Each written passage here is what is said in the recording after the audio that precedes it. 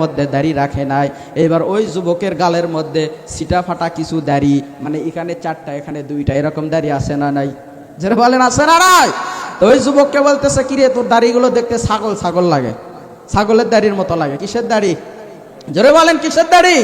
ছাগলের দাড়ির মতো লাগে, এগুলো খারাপ লাগে, এগুলো কেটে ফালাস। তো এই যুবক বলতেছে, বন্ধু আমাকে যদি ছাগল ছাগল লাগে, তুমি যদি আমাকে অনুমতি দাও, আমি তোমাকে একটা কথা বলতে চাই। শুনবেন কি কথা?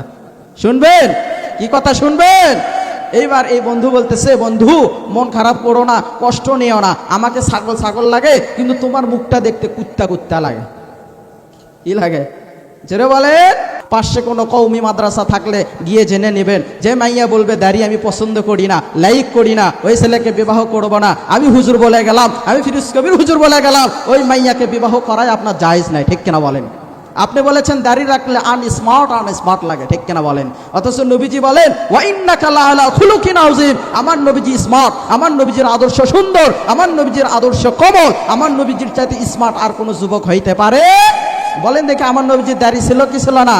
তাহলে নবীজি দাড়ি রাখা যদি স্মার্ট হয়, তাহলে যারা দাড়ি রাখা না রাখা বলে আমি স্মার্ট, তাহলে নবীজি স্মার্ট নাকি ওই যুবক স্মার্ট?